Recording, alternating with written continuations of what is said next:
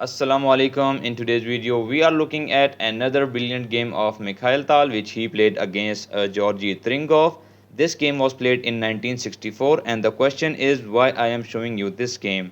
In this game, Mikhail Tal opponent Georgy was not following the basic opening principles, and yes, it is very hard to play against such type of players. So that's the reason why I am showing you this game, because in this game, Mikhail Tal punished his opponent really well. So if we look at this game, in this game Mikhail Tal was playing as a white, so he started the game with the e4, now g6, preparing the bishop to g7, d4, going for the center, now bishop to g7, and now knight to c3, developing his knight toward the center.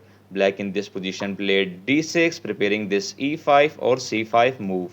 So Mikhail Tal developed his another knight with the knight to f3, c6, bishop to g5, and now queen to b6. So now if we analyze the position of the both players, then we can see that Mikhail Tal has developed his three minor pieces. And on the other hand, if we look at the black position, he has developed his bishop, his queen, and we can clearly see that the black is playing more with his pawns. So after queen to b6, black is attacking Mikhail Tal b2 pawn, but Mikhail Tal didn't care about this pawn and he played queen to d2, giving away his pawn.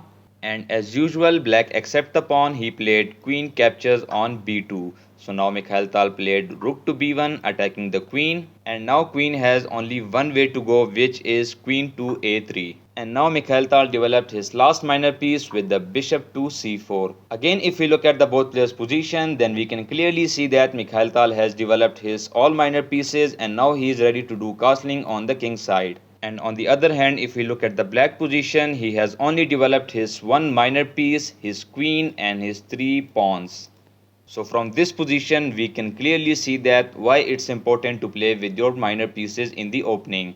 Well, now in this position, black played queen to a5, and the reason is quite simple, because now if Mikhail Tal attack black king, then he can easily play this queen to c7 or queen to d8. And now Mikhail Tal did castling on the king side, and black in this position played e6, which is a mistake, because this e6 move opened this powerful diagonal for this powerful bishop. Now Mikhail Tal in this position played rook f to e1, placing his rook in front of the opponent king, and black in this position played a6, preparing this b5 move. So Mikhail Tal in this position played bishop to f4, but the best move for Mikhail Tal in this position was a4 to stop this b5 move, but Mikhail Tal didn't play it. Instead he played bishop to f4, and in this position black made another mistake, which is e5. So the question is why e5 is a mistake. The reason is quite simple, because this e5 move opened this beautiful diagonal for this beautiful bishop, and after d captures on e5, d captures on e5, Mikhail Tal has this powerful open file. And yes, Mikhail Tal played this move. So after d captures on e5, Mikhail Tal played a brilliant queen to d6, sacrificing his two minor pieces.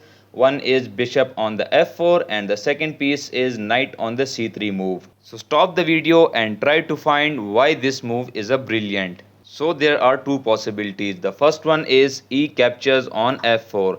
That would be a blunder for the black, because now Mikhail Tal can play knight to d5, sacrificing his knight, but again you cannot capture it, because if you play c captures on d5, then Mikhail Tal can play e captures on d5 with the check. And if you try to stop it, let's say with the bishop to e6, but after d captures on e6, I don't think I need to explain why it's winning for Mikhail Tal. I don't think I need to explain this to you why this position is winning for Mikhail Tal. That's why after knight to d5, it's not good for the black to play c captures on d5. Let's say black in this position play knight to d7, but now Mikhail Tal can play knight to g5. Now let's say knight to e5, but Mikhail Tal can play knight to c7 check. And there's only one option for the black, which is queen captures on c7, and after queen captures on c7, this is totally winning for Mikhail Tal. So that's the reason why e captures on d4 is not possible in this position. Another thing black can do is bishop to f8.